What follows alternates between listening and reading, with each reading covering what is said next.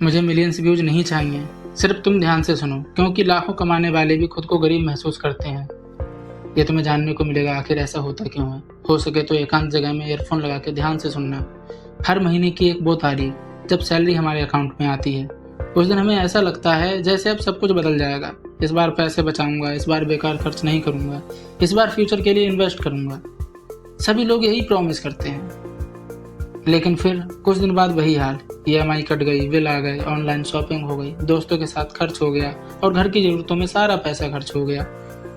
और महीने के आखिर में वही सवाल, पैसा गया तो गया कहाँ।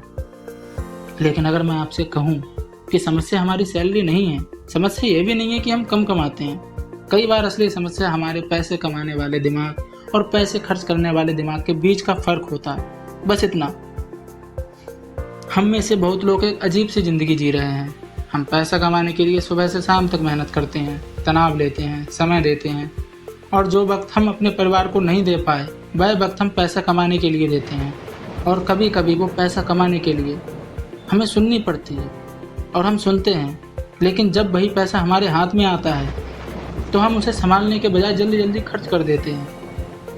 क्यों? आखिर क्यों? ऐसा क्यों होता है हमारे साथ? अब बिल्कुल ध्यान से सुनना, क्योंकि हमारा दिमाग आज की खुशी को कल की सुरक्षा से ज़्यादा महत्व देता है।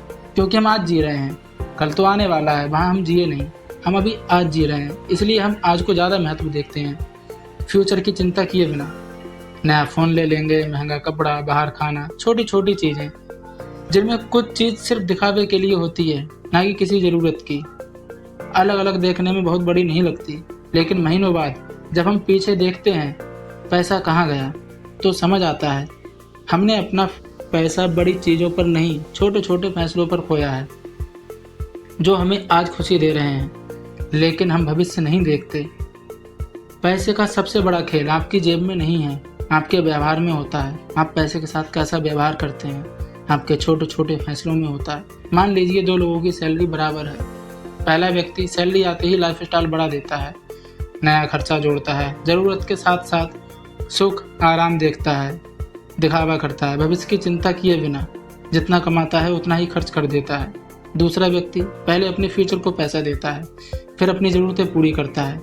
कुछ साल बाद दोनों की ज़िंदगी बिल्कुल अलग हो जाती है। एक गरीब का गरीब, वहीं की वहीं, कोई आसान ज़िंदगी नहीं रहती। वहीं दूसरा व्यक्ति अपनी मर्जी मुताबिक अपनी ज़िंदगी जी सकता है, क्योंकि वेल्थ सिर्फ ज़्यादा कमाने से नहीं बनती। समझो मेरे दोस्त, वेल्थ बनती है कमाए हुए पैसों को सही दिशा देने से। हमें बचपन से सिखाया गया ज़्यादा पैसा कमाओ, लेकिन बहुत कम लोगों ने ये सिखाया या किसी ने इसके बारे में बात भी नहीं की कि कमाए हुए पैसों को संभालो और भविष्य के लिए इन्वेस्ट करो। असल में पैसा सिर्फ चीज़ें खरीदने के लिए नहीं है।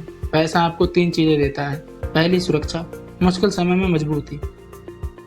जब भी हम या हमारे परिवार पर कोई भी दिक्कत परेशानी इमरजेंसी आए तो उस समय पर हमारा पैसा काम आ सके, जो हमने बचा के रखा है। दूसरी, आज़ादी, ताकि हर फैसला मजबूरी में नहीं समझदारी से ले सकें। जब हमें पता होता है कि हमारे पास पैसा है तो हम पैसा वहाँ खर्च करते हैं जहाँ ज़रूरत हो, ना कि किसी तरह के दबाव में। हमें अपनी ज़िंदगी जीने की पूरी आज़ादी होती है, किसी तरह की टेंशन नहीं होती।